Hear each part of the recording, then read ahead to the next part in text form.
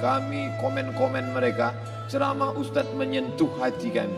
Jadi kalau malam ini ada yang tak tersentuh, itu bukan salah ceramah saya, memang hati itu sudah tak ada lagi.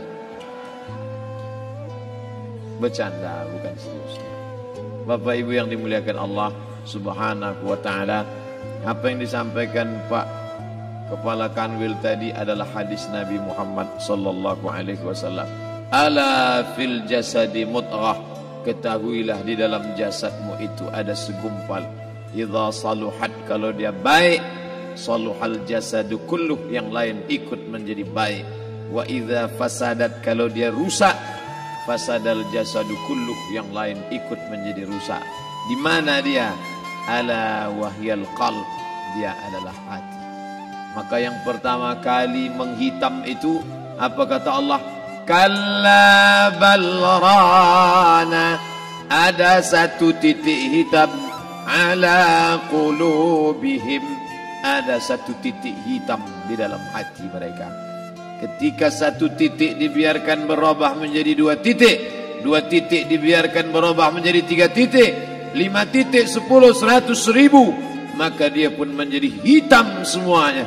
Ketika hati sudah hitam, maka itulah azab di atas azab. Khatamallahu ala qulubihim. Setelah hati menghitam, terkunci, menular ke telinga. Wa ala sam'ihim. Setelah telinga, wa ala absarihim ghishawah. Padahal 3 itulah nanti yang akan ditanya di hadapan Allah. Inna sam'a wal basar wal fuad. Coba lihat, ketika akan ditanya, yang ditanya 3, tapi diawali dari telinga. Inna sam'a wal basar wal fuad, telinga, mata, hati. Tapi ketika terkunci, yang duluan dikunci hati. Khatamallahu ala qulubihim wa ala sam'ihim wa ala absarihim. Kalau hati sudah terkunci, telinga tersumbat, mata tertutup. Summum bukmun umyum. Summum bukmun umyum, peka, tuli, bisu, apapun tak lagi masuk ke telinga. Malam ini kita menyadarkan diri kita, terlebih lagi yang berceramah, jangan kau hanya sampai menyampaikan ayat saja. Hai Abdul Samad, apakah kau yang bicara itu hatimu sudah hidup? Senantiasa merasakan diri, aku orang paling hina, aku orang paling kotor, ditempelkan kening ke lantai di tempat yang diinjak tapak kaki, mengatakan bahwa aku bukan siapa-siapa. Kepala Kanwil BPN provinsi, kabupaten, saya tak bisa membedakan mana yang kabupaten, mana yang kota, mana pegawai tinggi, mana pegawai rendah. Semuanya rata sama. Andai dibuat acara ini di kantor, mungkin saya segan, sungkan melihat dari seragamnya, bajunya. Tapi malam ini semuanya sama. Andai tak disebut tadi Pak Kepala Kantor, Pak Kanwil, saya pun tak tahu mana Pak Kanwil, mana tidak. Fotonya ganteng pula aslinya lagi daripada foto. Artinya apa? Bahwa kalau sudah masuk ke dalam masjid, ketika engkau merasa dirimu tinggi di atas, kau bukan apa-apa, karena yang paling tinggi di badanmu pun kau tempelkan. Tapi saat kau jatuh, rendah, down, stres, kau jangan merasa rendah, karena kau tegak berdiri di hadapan Allah. Kau angkat 2 tangan, Allahu Akbar. Di dalam diri ini disebut dia dengan qalb. Kenapa disebut qalb? Orang Arab menyebut qalb qallaba, karena sifatnya berbolak-balik. Pada saat selesai salat, astaghfirullahalazim, tidak ada yang paling bersih, dia bersih. Tapi pada saat petang sore hari, yusbihu mu'minan, paginya putih, bersih, tak bernoda. Wa yumsi kafiran, petangnya hitam. Makanya dari pagi dibersihkan. Salat subuh bersih, salat zuhur bersih, condong matahari salat asar bersih, tenggelam matahari salat maghrib bersih, sempurna gelap malam salat isya bersih, tengah malam bangun tahajud munajat, di tengah malam orang tertidur. Wa tusalli bil laili wan nasu niyam, engkau tegak di waktu malam, di saat orang semua sedang tenggelam dalam lelap tidur panjang, tapi engkau menangis meratap mengenang dosa begitu banyak. Sab'atun yuzilluhumullah, di antara 7 yang mendapatkan naungan Allah. Yauma la zilla illa zilluh, hari itu tak ada naungan kecuali naungan Allah. Di antara yang mendapatkan naungan itu adalah rajulun zakarallah, orang yang berzikir, munajat, muhasabah diri di tengah malam, sunyi, sepi, fafadat ainahu, menetes air matanya. Berapa banyak sudah harta dititipkan Allah, berapa kupakai untuk zakat, wakaf, infak, sedekah, wasiat, hibah, ghanimah, harta rampasan perang di zaman Nabi. 7 harta yang akan menolong di hadapan Allah, 1 pun tak dipakai. Umur diberikan Allah 40, 60, 70. Berapa yang kupakai untuk menolong agama Allah? Berapa yang kupakai untuk mengingat Allah? Mata, tangan, telinga, kaki akan diminta tanggung jawab di hadapan Allah. Al-yawma nakhtimu ala afwahihim, mulut terkunci. Wa tukallimuna aydihim, tangan akan bicara. Wa tashhadu arjuluhum, kaki akan bersaksi di hadapan Allah. Siapa yang bisa menolong waktu itu? Kalau pernah tangan ini saat punya kekuasaan, 1 coretan tanda tangan bisa mempermudah urusan masjid. Sebutir kekuasaan yang dititipkan Allah bisa dipakai menolong agama Allah. Itulah yang akan menolong di hadapan Allah. Apa yang disampaikan malam ini, semua biaya pengurusan masjid nol. Itulah sesungguhnya yang akan menolong di hadapan Allah. Adapun harta yang disimpan, tabungan, deposito, tanah, rumah, kendaraan, semua akan tinggal menjadi harta warisan. Istri mengambil 1/4 kalau ada anak. Kalau tak ada anak, istri mengambil 1/8. 1 miliar 125 juta bulan untuk istri. Kalau dia tak tahu hukum gono gini. Kalau dia tahu gono gini, dia tuntut ke pengadilan, dipotong lagi menjadi 2, 500 untuk dia. Dari yang 500 dapat lagi dia 75, 575 bulan untuk dia. Sisanya 425 diambil anak laki-laki 2 kali bagian anak perempuan. Lalu yang kita bawa mati apa? Dulu dibangga-banggakan, dihormati, dimuliakan. Yang kami muliakan al-mukarram, al-ustad.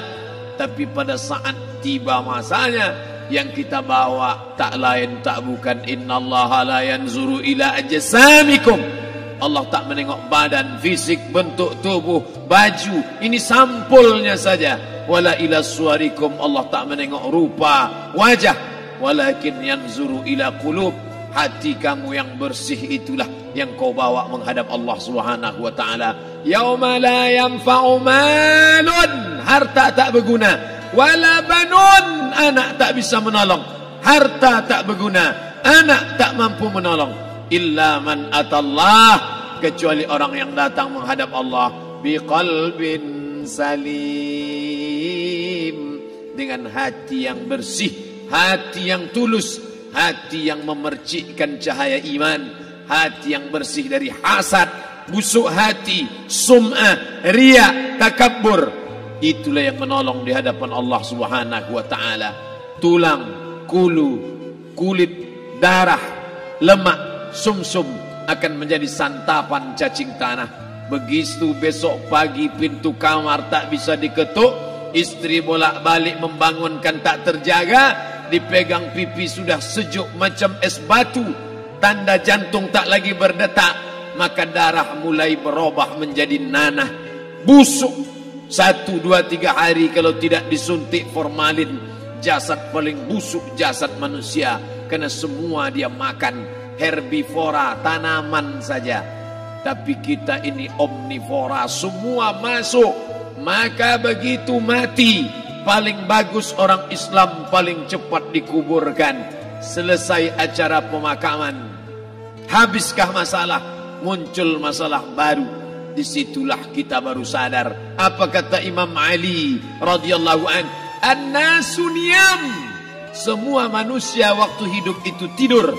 Bapak tidur, ibu tidur, saya tidur. semua orang waktu hidup itu tidur. Falamma matu, ketika dia mati, disitulah dia baru terjaga dari tidur panjang. Saat Israel mencabut nyawa, ditarikkannya adalah satu centapan yang kuat. Disitulah kita baru terjaga dari tidur panjang. Betapa aku meninggalkan salat, betapa aku tak berzakat, betapa dulu kekuasaan. Aku lulus umur 30, pensiun 58, 28 tahun apapun tak pernah kubuat untuk agama. Sibuk membesarkan anak, sibuk mengurus warisan. Anak pun tak ingat dengan kita karena kita lupa menanamkan pendidikan agama di dalam otak kepalanya. Andai dulu pernah dia dibawa ke masjid, andai dulu pernah dia dibawa umrah, andai dulu dia dimasukkan SD IT, SMP IT, SMA IT, Islamic Boarding School, dibawa ke masjid, takkan dia lupa mendoakan selesai sholat, Rabbighfirli wali walidayya warhamhuma kama rabbayani saghira. Harta yang banyak tak sempat menolong agama Allah. Anak tunggal semata wayang tak sempat dididik agama. Istri meninggalkan dalam keadaan stres susah hatinya karena dia tak diajarkan sabar menerima ridha ketetapan takdir Allah. Dan paling celaka, tak pernah anggota tubuh ini dipakai untuk berzikir, muhasabah, mengingat Allah. Tak pernah mata dipakai menengok Quran, kitab suci Allah. Tak pernah dipakai hati merenung sejenak. Apa yang akan kubawa mati menghadap Allah subhanahu wa ta'ala. Saya tak minta diajak ceramah tentang hukum zakat, hukum puasa. Yang ditanya adalah bagaimana kita merenung sejenak. Abdul Somad, engkau berhadapan dengan para pegawai Badan Pertanahan Nasional Provinsi Riau, berkumpul 12 kabupaten kota. Ini orang-orang ngurus tanah, dari dalam tanah naik ke atas tanah, ngurus tanah, ngurus tanah, ngurus tanah, masuk ke dalam tanah. Abdul Somad dari dalam tanah naik ke atas tanah, ceramah, ceramah, ceramah, ceramah, ceramah, masuk balik ke dalam tanah. Yang kau bawa apa? Baju koko tinggal, peci tinggal, pakaian kehormatan tinggal. Yang tentara belum pernah saya diundang. Ustadz besok datang takziah, bapak anu tentara meninggal, tahu-tahu kain kapannya loreng. Tak ada. Yang kau bawa kain tidak berjahit, disobek, kerak. Itu yang akan menyampul kulitmu yang selama ini kau dimandikan, dibersihkan oleh ibumu dulu 60 tahun yang lalu, sampai masanya kau lupa kapan kau dimandikan dulu. Sekarang ruh melihat, disebut dia ruh karena dia raha ya ruhu ruh, seperti aroma semerbak yang datang pergi hinggap. Ruh sampai masanya dia datang masuk ke dalam jasad, ruh sampai masanya dia pergi meninggalkan jasad. Malam ini dimuliakan Al-Mukarram Haji Abdul Somad LCMA. Kenapa Abdul Somad ini dimuliakan? Karena ruh hinggap sejenak sebentar, sampai masanya besok pagi dia ruh keluar dari dalam tubuh ini. Anak yang katanya ayahku sayang, istri katanya kaulah abang, sampai masanya mereka tak lagi mau mendekat. Rumah itu saya yang buat, saya yang mengukurnya. Tapi begitu ruh sudah keluar dari badan, tidak satu pun semeter, sesenti, sejengkal, sehasta ada tempat di rumah itu untuk jenazah bernama jenazah Abdul Somad. Dulu orang bertanya, rumah Ustadz Somad di mana? Hari ini orang tidak lagi bertanya, tak lagi menyebut nama. Orang sudah mengatakan kuburnya mana. Dulu kalau dia masuk masjid, didatangi orang, disalami orang, mahasiswa, anak-anak, remaja mencium tangannya sebagai tanda hormat. Tapi begitu diletakkan keranda, kita akan sholat jenazah nanti selepas sholat zuhur. Apa kata orang? Letakkan di tepi sana, letakkan di tepi sana. Tak satu pun mau mendekat, letakkan dia di sana. Bahkan sebagian mengatakan dalam masjid, letakkan dia di luar. Dia tidak disebut engkau yang mulia, tidak digunakan kata ganti orang langsung. Letakkan dia di sana.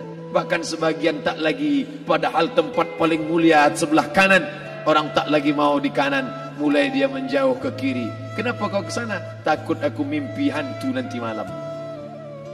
Mana kawan, sahabat, andai tolan, anak menantu, teman sekantor, semuanya pergi meninggalkan. Yang tetap dibawa, kalau pernah kaki melangkah solat berjamaah di masjid, kalau pernah tangan mengusap kepala anak yatim, kalau pernah tangan mengucap subhanallah.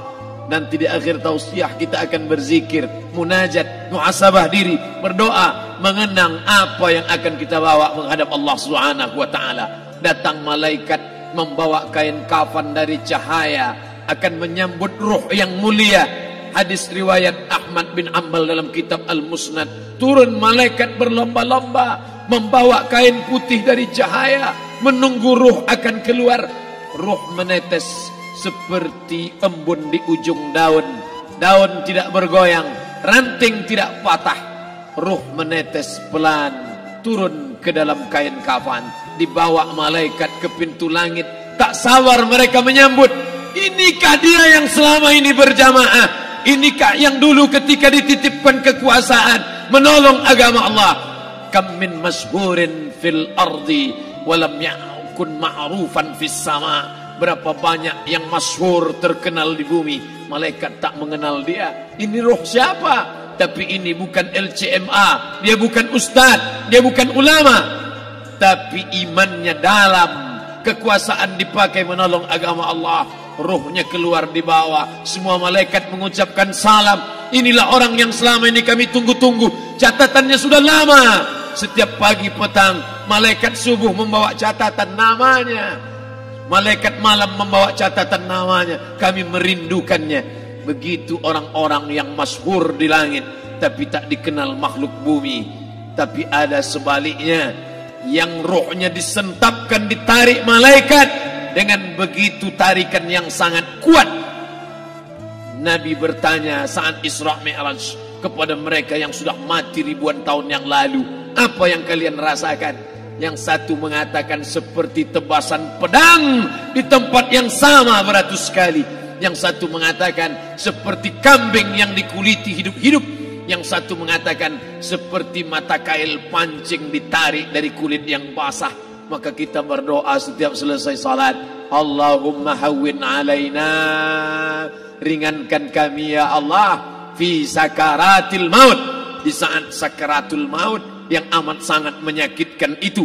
Dan mereka yang pergi tak pernah kembali, mereka yang mati tak pernah bercerita, kecuali hanya kepada Sayyidina wa Maulana Muhammad sallallahu alaihi wasallam. Di saat malam pertama di tempat yang gelap, di tempat yang tak pernah diimpikan oleh orang, tapi kita tetap melewati dan merasakannya.